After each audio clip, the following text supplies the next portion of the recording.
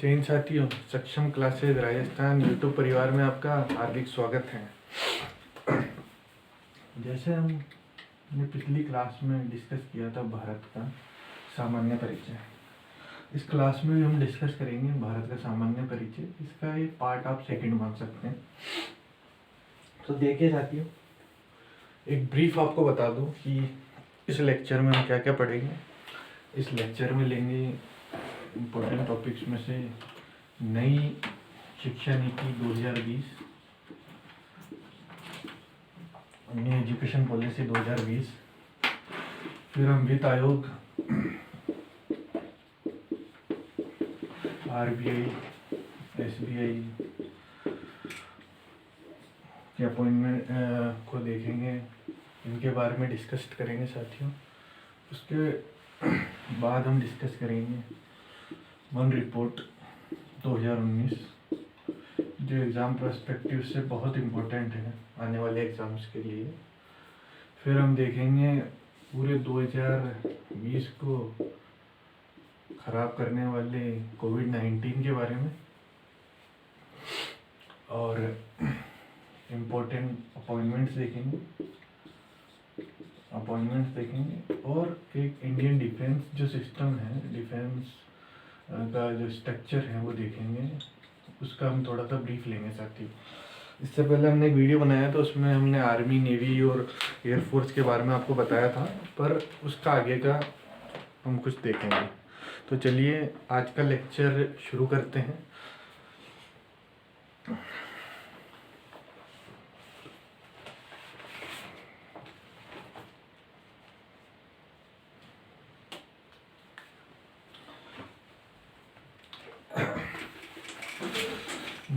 New education policy,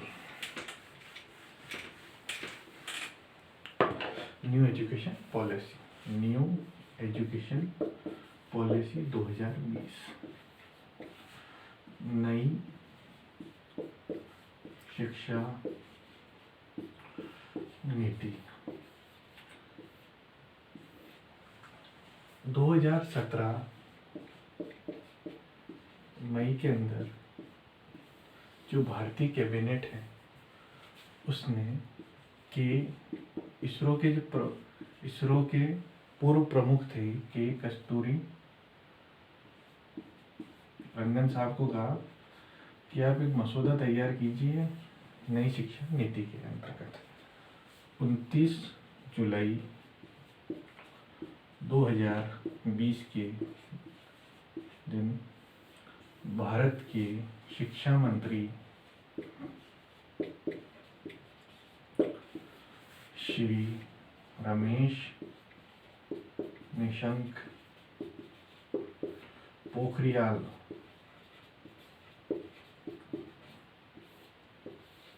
नई शिक्षा नीति को समस्त देश के सामने प्रस्तुत किया। रमेश निशंक पोखरियाल उत्तराखंड के पूर्व मुख्यमंत्री रह चुके हैं और वर्तमान में हरिद्वार से लोकसभा सांसद हैं। ठीक है साथियों,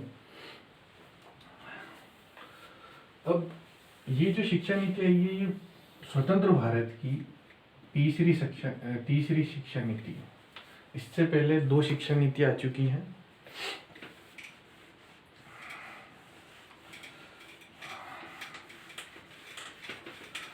इससे पहले 2 शिक्षा नीति आई है साथियों।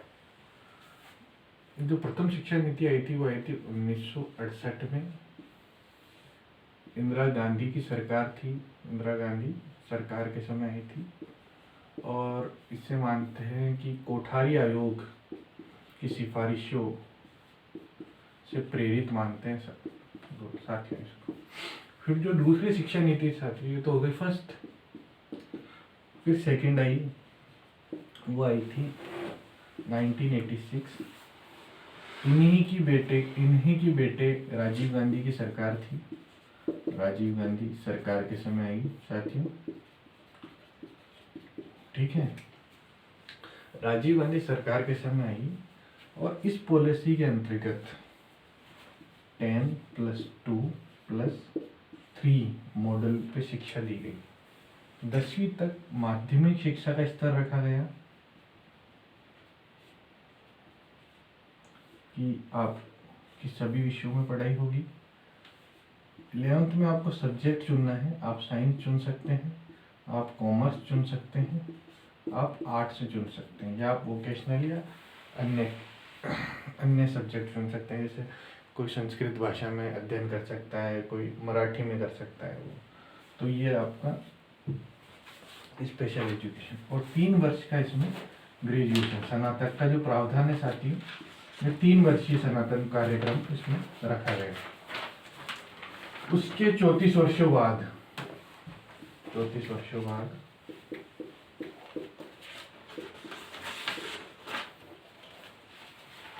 ये नई शिक्षा नीति आई है।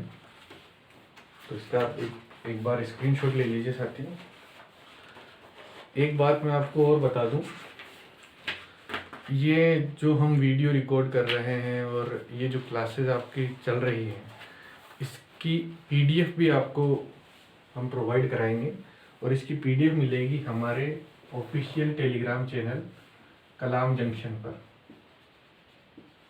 कलाम जंक्शन, आप टेलीग्राम पे जाइएगा, कलाम जंक्शन सर्च कीजिएगा और आपको इसकी पीडीएफ मिल जाएगी। साथ साथ डेली क्विज आपको मिलेगी। डेली क्विज कलाम जंक्शन चैनल पे मिलेगी। डेली करंट अफेयर्स मिलेंगे और भी बहुत सी जो एग्ज़ाम ओरिएंटेड चीज़ें हैं। ये एग्ज़ाम ओरिएंटेड चैनल है साथियों, हमारी टीम के द्वारा बनाए गए हैं। हरीश सर इसके एडमिन हैं, वो इसको संभालते हैं। तो कभी हम आपकी उनसे मुलाकात भी कराएंगे साथी। तो इसका स्क्रीनशॉट ले लिया होगा आपने अभी तक। अब नई शिक्षा नीति के बारे में एक मौलिक समझ हम विकसित करने की कोशिश करेंगे साथी।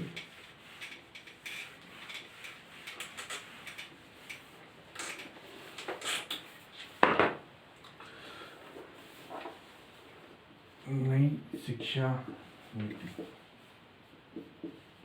2020 29 जुलाई 2020 में भारत के शिक्षा मंत्री ने रमेश निशंक पोखरियाल साहब ने इसे देश के सामने साझा किया, देश के साथ साझा किया। इस पॉलिसी की क्या क्या खास बातें साथी? सबसे पहली खास बात, और डायरेक्ट इम्प्लीमेंट उसी दिन से हुई, कि मानव संसाधन विकास मंत्रालय, ministry of human resource development, इस विभाग का नाम चेंज करके एजुकेशन मिनिस्ट्री रख दिया गया। Education ministry. तो पहले जो हमारे MHRD मिनिस्टर हुआ करते थे साथी, वो अब क्या हो जाएंगे? Education minister. और पहले एजुकेशन मिनिस्टर ही हुआ करते थे, पर 1986 का जो ये एजुकेशन पॉलिसी है उसके अंतर्गत ये नाम चेंज कर दिया और 2020 में ये नाम चेंज कर दिया साथियों। ठीक है। सेकेंड इम्प्लीमेंट, जो नई शिक्षा नीति है उसमें हमारी GDP का 6% खर्च करने का प्रावधान हुआ है। जैसे मान लीजिए भारत सरकार 100 रुपये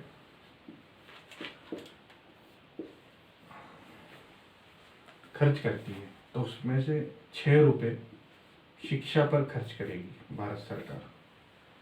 ये जो रुपए का सिंबल है साथियों, आपको पता है किसने दिया था? ये दिया था डी उदय शंकर ने, जो IIT बॉम्बे से, बॉम्बे के प्रोफेसर साहब थे। IIT बॉम्बे के प्रोफेसर साहब थे। ठीक है साथियों।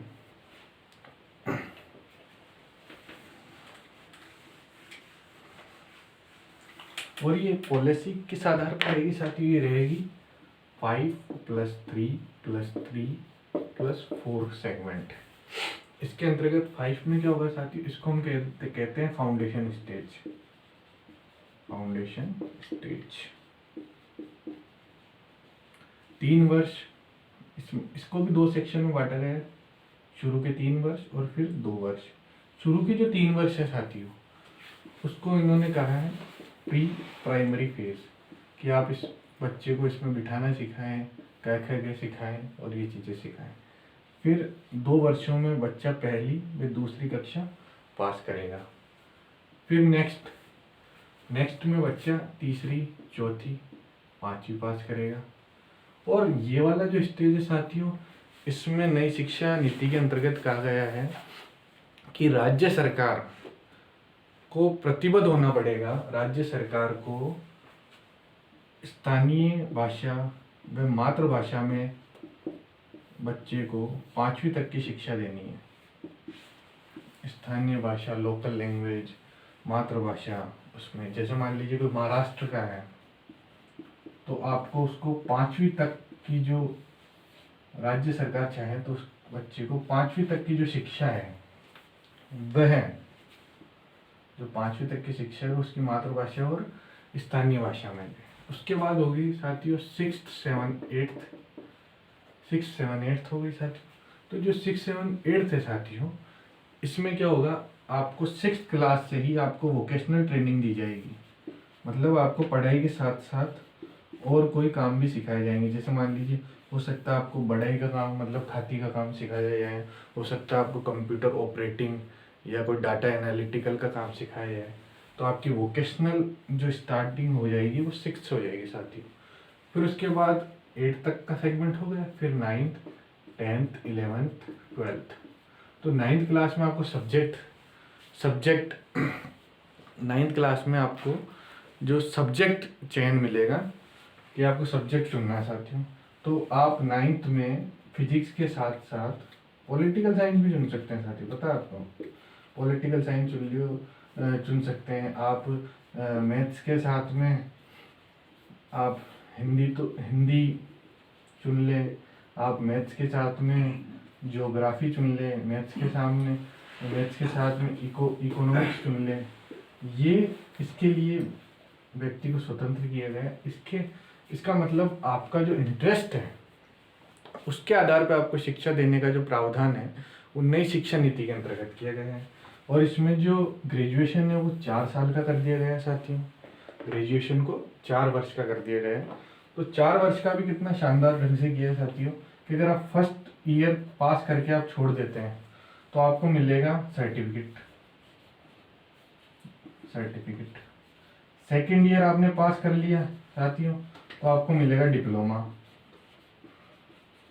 थर्ड ईयर पास करके छोड़ दिया साथियों तो आपको मिलेगी ग्रेजुएशन मतलब आप स्नातक हो जाएंगे। और अगर आपने कंप्लीट कर लिया इसको तो आपको ग्रेजुएशन मिलेगी, और वो जो ग्रेजुएशन होगी विथ रिसर्च मिलेगी साथियों कि आपने स्नातक किया है शोध के साथ विथ रिसर्च। ये न्यू एजुकेशन पॉलिसी की कुछ खास बातें हैं साथियों।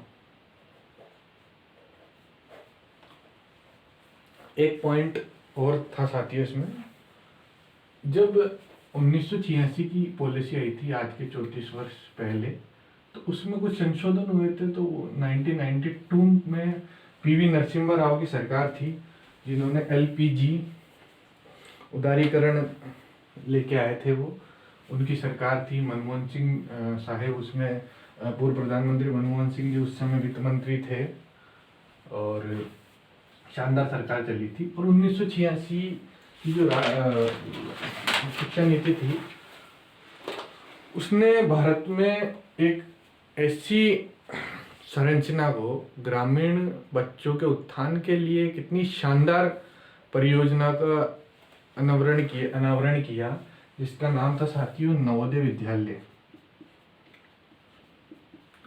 आज साथियों मैं जिस भी छोटे मोटे मुकाम पे हूँ वो इसी विद्यालय की देन है साथियों।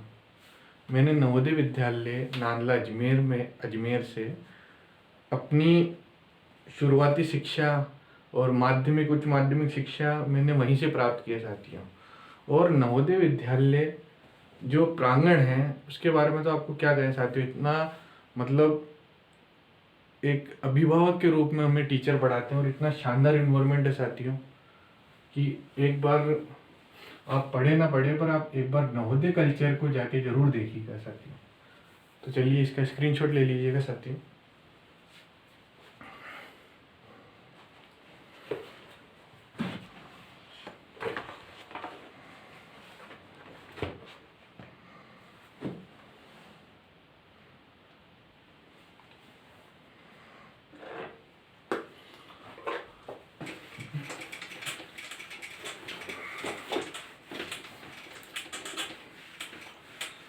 इनकी पीडीएफ साथियों पीपीटी मोड में बनाने में थोड़ा समय लगेगा, तो इनकी पीपीटी और पीडीएफ आपको आज शाम तक हमारे टेलीग्राम चैनल कलाम जंक्शन पर हो जाएगी। आपको कुछ नहीं करना है, टेलीग्राम पे सर्च करना है कलाम जंक्शन। ये हमने पूर्व राष्ट्रपति कलाम साहब के ऑनर में हमने ये चैनल स्टार्ट किया था साथियों। उनसे काफ़ी प्रेरित है हम, क्या पूरा विश्व उनसे प्रेरित है साथियों। और पता आपको स्विट्जरलैंड में तो विज्ञान दिवस 15 अक्टूबर को मनाया जाता है, क्योंकि 15 अक्टूबर कलाम साहब की जन्म दिवस है साथियों। अब हम पढ़ते हैं वन रिपोर्ट 2019। ये जो 2019 की वन रिपोर्ट है साथियों, वन रिपोर्ट की शुरुआत हुई थी सर्वप्रथम 1987 में राजीव गांधी सरकार के समय। हर 2 वर्ष के अंतराल में, 2 वर्ष बाद, हर 2 वर्ष बाद वन रिपोर्ट जारी होती है साथियों। और ये कौन सी रिपोर्ट है? वन रिपोर्ट 16वीं वन रिपोर्ट है साथियों, ठीक है। और ये जारी कौन करता है? भारतीय वन सर्वेक्षण विभाग है, वन सर्वेक्षण विभाग है, जिसकी शाखा लगती है देहरादून में, ठीक है साथियों। भारतीय वन सर्वेक्षण विभाग है, वो जारी करता है। और वर्तमान भारत के वन पर्यावरण में वन मंत्री हैं डॉक्टर प्रकाश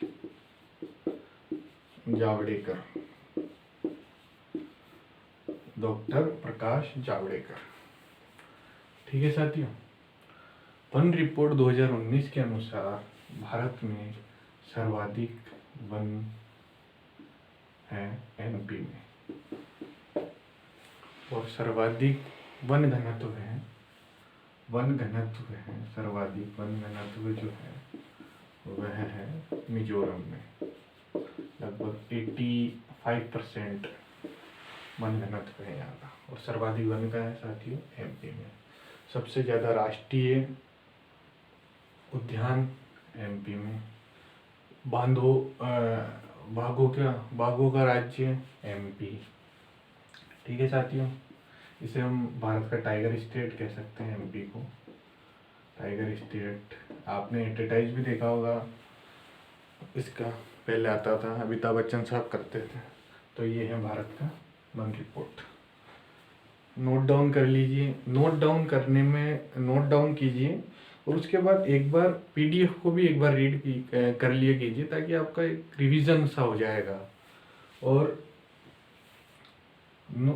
स्क्रीनशॉट लेके या आप इस क्लास को एक बार ऐसे देख लीजिए, और सेकंड बार में आप नोट्स बना लीजिए। इससे क्या होगा साथियों, आपका रिवीजन होता चला जाएगा। और ये एग्जाम टाइम में रिवीजन इज ए की ऑफ द सक्सेस। आपका एग्जाम क्रैक करवाने में रिवीजन का जितना बड़ा योगदान है ना साथियों, उतना योगदान किसी का भी नहीं है, पता है आपको। तो इसका ले लीजिए आप स्क्रीनशॉट।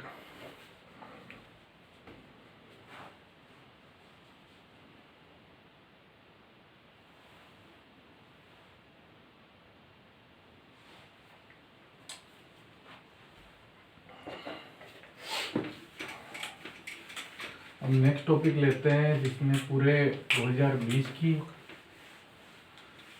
नेक्स्ट टॉपिक लेते हैं साथियों, जिसने 2020 की लंका लगा दी। वो है कोविड-19। अब रेड मार्कर का उपयोग करेंगे साथियों, क्योंकि ये बीमारी ऐसी थी, कोरोना वायरस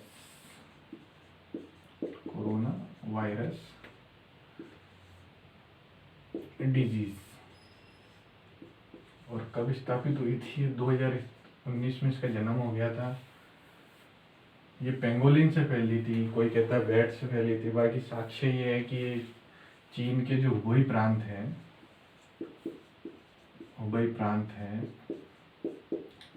चीन का हुबेई प्रांत है, वहाँ का जो ये सी फूड पार्क है, वहाँ से इस बीमारी का ओरिजिनेट हुआ और इसको फैलाने में पेंगोलिन की भूमिका मानी जाती है। कोरोना वायरस कोरोना वायरस इसका एक और नाम है SARS-CoV-2। ठीक है साथियों, कोरोना वायरस इसको आप जब माइक्रोस्कोपिक वे में देखेंगे तो इसकी जो आकृति है क्राउन के जैसी है, इसलिए इसका नाम रखा गया है कोरोना वायरस। कोरोना क्योंकि इसकी आकृति कैसी है साथियों, क्राउन, मतलब एक महारानी या महाराजा के ताज के जैसी इसकी आकृति है, इसलिए इसका नाम रखा गया है साथियों कोरोना वायरस। कोरोना वायरस को WHO विश्व स्वास्थ्य संगठन, इसकी स्थापना हुई थी 7 अप्रैल 1945 को, और इसके वर्तमान में डायरेक्टर जनरल या महानिदेशक कौन है?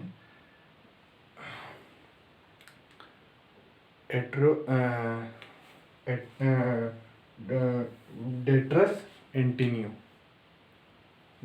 एंटीनियो। नाम ही कुछ ऐसा है जो थोड़ा सा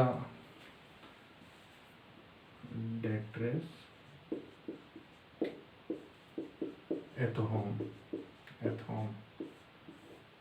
ये इसके वर्तमान में डीजी हैं, और इसको 11 मार्च 2020 को वैश्विक बीमारी मतलब पेंडेमिक डिजीज मान लिया गया था। इसी के फलस्वरूप भारत ने 22 मार्च को 2020 को 5 बजे, इसी की खुशी में भारतीयों ने 5 बजे थालियां बजा दी और इस कलाकृति को नाम दिया गया है जनता कर्फ्यू। मतलब कर्फ्यू है और वो भी किसका, जनता का। और हमने 5 बजे थाली ऐसी बजाई कि बहुत सी जगह तो पराते तोड़ दी लोगों ने। जनता कर्फ्यू। और भारत का लॉकडाउन लगा 24 मार्च 2020 से, प्रथम चरण लॉकडाउन लगा, जैसे 3 चरणों में लगा, फिर अनलॉक की स्थिति हुई है, तो 24 मार्च से भारत का फर्स्ट लॉकडाउन लगा। इसके अंतर्गत में आत्मनिर्भर Bharat package, first, second, third, विभिन्न प्रकार की टॉफियाँ व गोलियाँ हमको मिलती रही। ठीक है साथियों, तो कोविड-19 से रिलेटेड एक और ख़ास बात, अप्रैल के शुरुआती दिनों में एक ट्रैकिंग ऐप बनाया भारत सरकार ने, जो डिपार्टमेंट ऑफ इलेक्ट्रॉनिक्स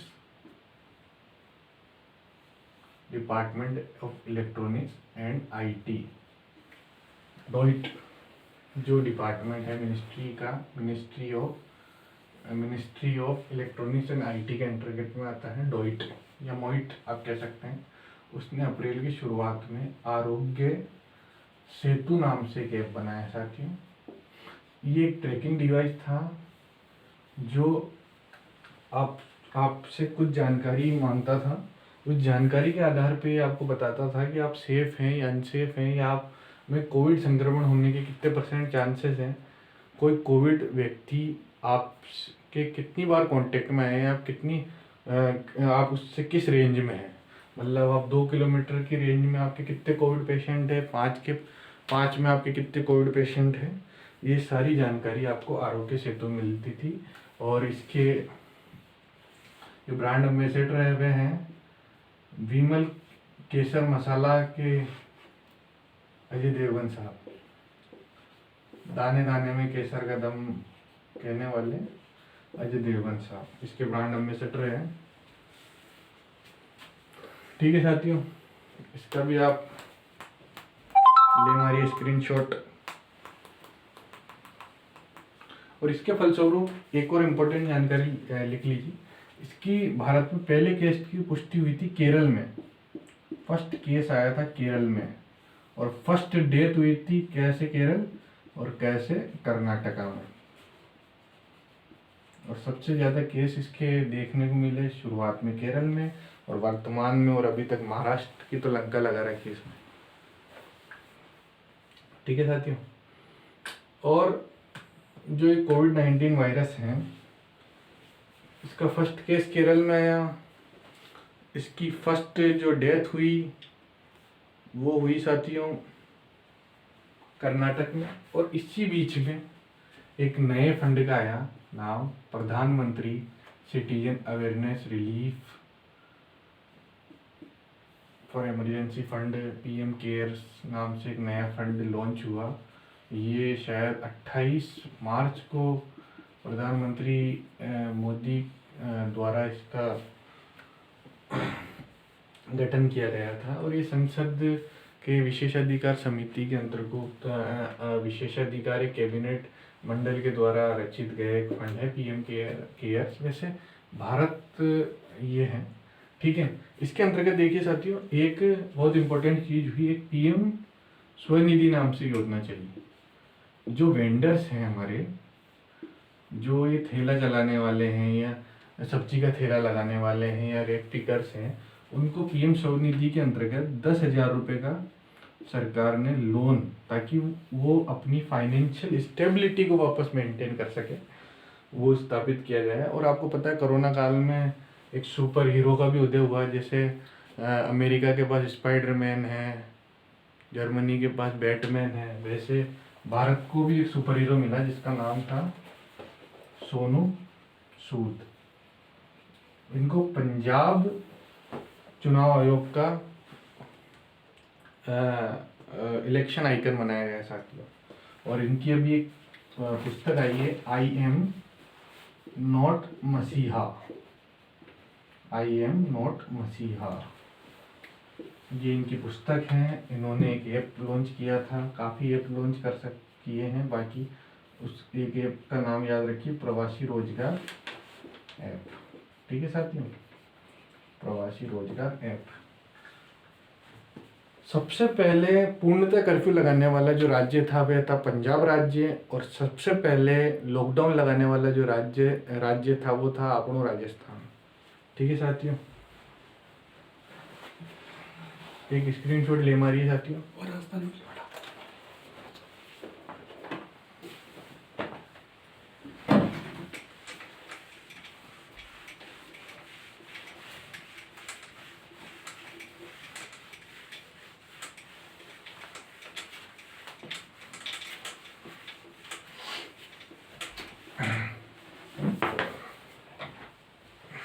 एक और इम्पोर्टेंट चीज साथियों, एक राफेल नाम का,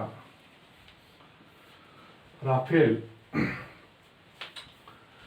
भारत ने 36 राफेल विमानों का फ्रांस की कंपनी साथियों डसोल्ट, उसको टेंडर दिया था कि साहब हमको 36 राफेल विमान दीजिए। और इसकी पहली खेप अम्बाला एयरबेस पे आई साथियों। 5 आए, शुरुआत में 5 आएंगे। और इसको लीड किया ग्रुप कैप्टन हरकीरत कौर, हरकीरत कौर ने इसका नेतृत्व किया, ग्रुप कैप्टन।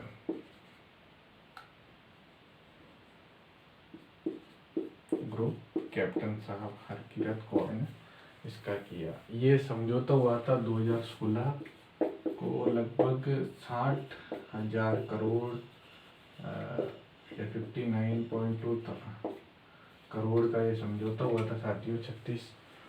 36 राफेल विमान देने का फ्रांस की डेसोल्ट कंपनी ने भारत को वादा किया था। डेसोल्ट राफेल विमान भारत को जरूर देगा, पर जो राफेल बनाने की जो तकनीक है उसका समझौता भारत उसका तरीका भारत के साथ साझा कतई नहीं करेगा साथियों। तो इसका भी एक स्क्रीनशॉट ले लीजिए साथियों। अब हम नेक्स्ट चलते हैं साथियों, एक इम्पोर्टेंट टॉपिक पे,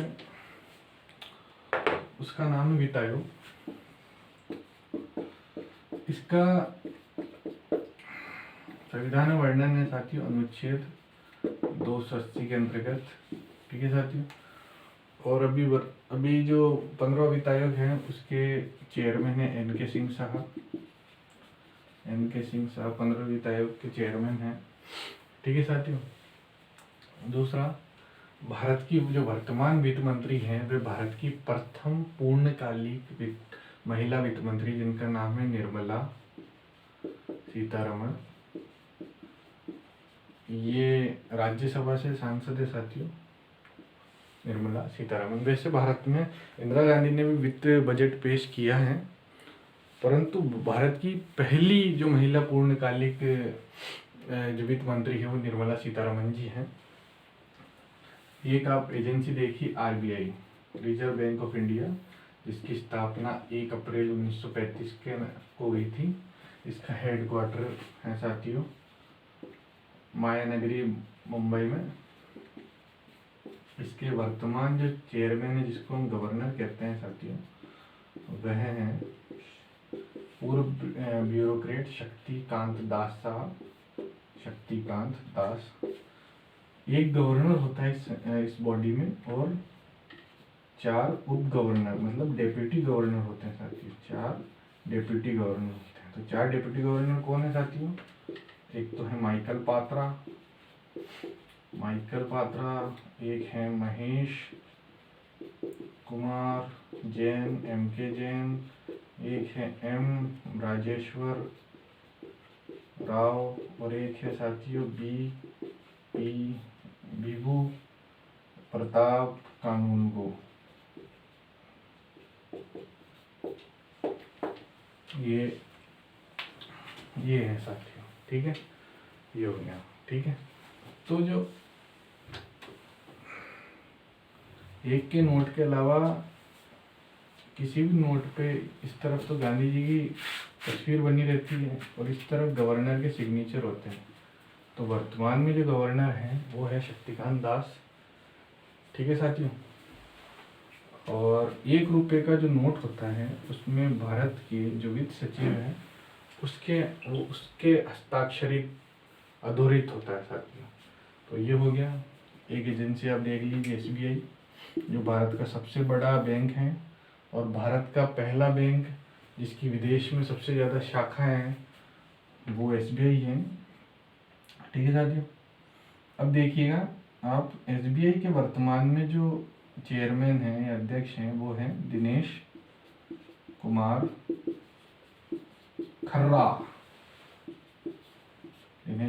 खर्रा। और इसकी जो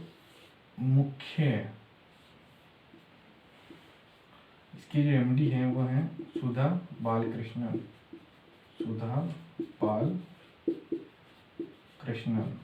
ठीक है साथियों, ये हो गया SBI। SBI का भी हेडक्वार्टर कहाँ है साथियों? SBI का भी हेडक्वार्टर है मायानगरी, मुंबई में। तो ये थोड़ा सा एक ब्रीफ इंट्रो हो गया है। और भारत का ऐसा मतलब सार्वजनिक निर्माण की दृष्टि से तो SBI है, और प्राइवेट बैंकों में जिसका बोलबाला है वो HDFC का है, और रिलायंस के बाद में ये सेकंड भारत की ऐसी कंपनी है जिसका $100 बिलियन का पूरा वेल्थ है इसका। और इसके जो MD है वो है शशिधर गणेशन। कौन है साथियों? शशिधर गणेशन। हाल ही में साथियों रिजर्व बैंक ने एक इनोवेशन हब स्थापित किया। RBI ने क्या स्थापित किया था? Innovation hub. उस इनोवेशन हब के जो अध्यक्ष हैं वो हैं क्रिस गोपाल कृष्णन। ये इस इनोवेशन हब के पहले अध्यक्ष हैं, पहले डायरेक्टर हैं। ठीक है साथियों, ये हो गया हमारा टॉपिक ये वाला। इसके बाद में अब महत्वपूर्ण अपॉइंटमेंट पढ़ेंगे। वो तो आपको एक इंडियन डिफेंस सिस्टम पढ़ते हैं। इसके बाद में अब महत्वपूर्ण नियुक्तियाँ पढ़ेंगे 2020 की।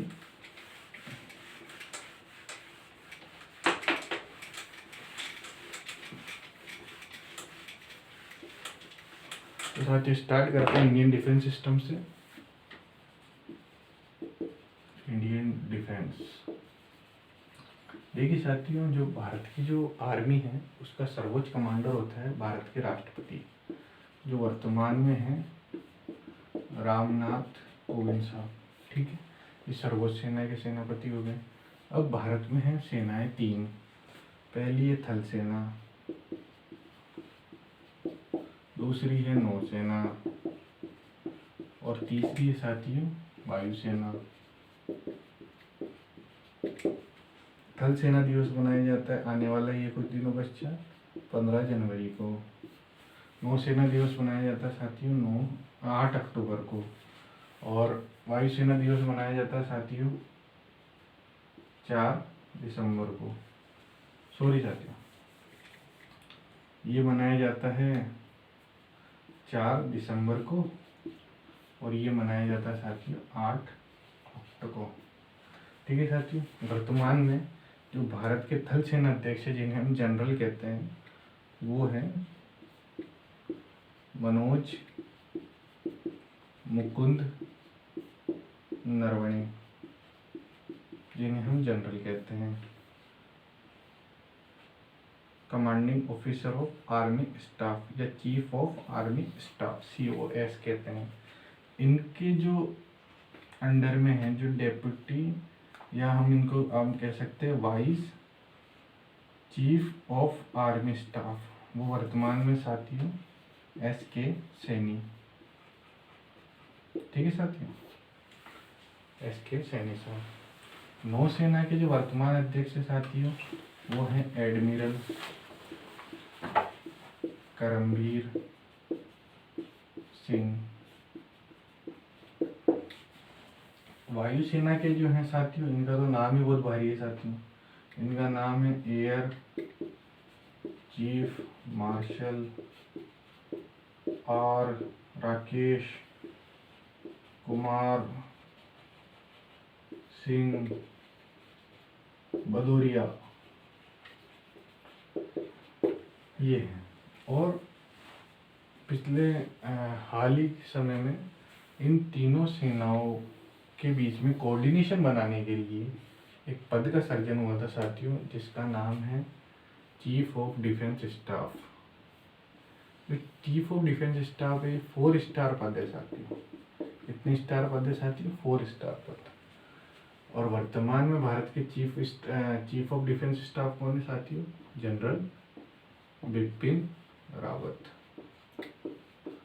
आपको मैं आर्मी की हायरार्की समझाता हूँ साथियों। आर्मी की हायरार्की इसलिए समझा रहा हूँ क्योंकि रीजनिंग के जो क्वेश्चन बनते हैं उनमें आर्मी की हायरार्की प्राय पूछी जाती है, तो वो बता देता हूँ। देखिए, सर्वप्रथम जो आर्मी में एक रैंक ऑफिसर डेप्यूट होता है, और रैंक ऑफिसर पहले आपको मैं ऑफिसर रैंकिंग बता देता हूँ, उसके बाद में मैं आपको जवान या GD रैंकिंग बता दूंगा।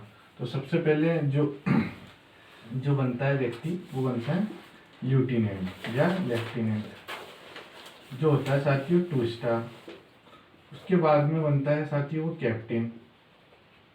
ठीक है साथियों, वो होता है 3 स्टार। उसके बाद में वो बनता है साथियों मेजर, जिसमें उसको अशोक चक्र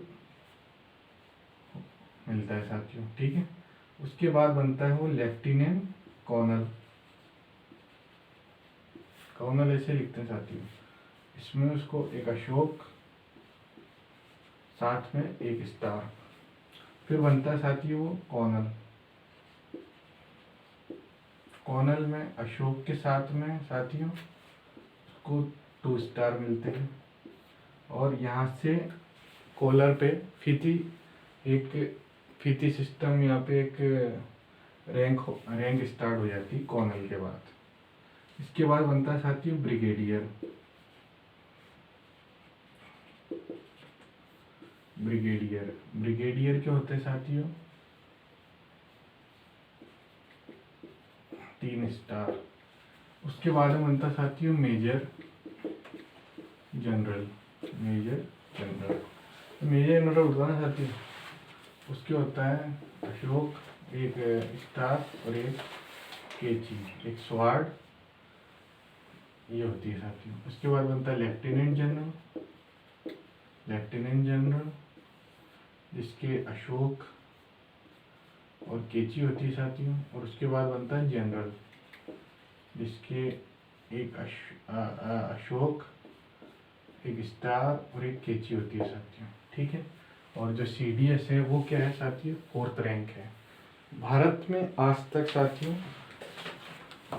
जो पहले एक पदवी चलती थी जिसका नाम था फील्ड मार्शल। तो फील्ड मार्शल 2 ही हुए साथियों, एक तो हुए फील्ड मार्शल साहेब सेम मानिकशा